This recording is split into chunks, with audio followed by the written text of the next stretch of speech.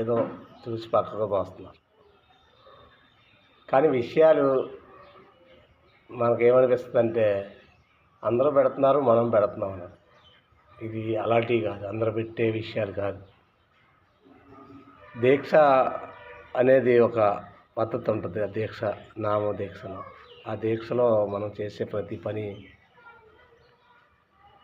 మనసుని ఏకాగ్రత చేసి ఆ పరమేశ్వరుని మీద దృష్టి పెడితే తెల్లవారుజాముని ఆయన ఇచ్చిన ఆదేశాలు ఏదైతే మనకి మనసుకి ఏదైతే సంకల్పాన్ని కలిగించి మనం నడవడికలో అంటే మనం నడిచే ప్రతిరోజు ఎలా నడుస్తున్నామో, మన గుణాలు ఏంటి, గుణరహితం అంటే ఏంటి, గుణాలన్నిటిని ఎలా అయితే దగ్గరికి చేర్చుకొని మనం ఈ జీవితంలో ముందుకు సాగి మళ్ళీ జన్మంటూ ఉంటే మానవ జన్మ రావాలి, ఉత్తమ జన్మ రావాలి.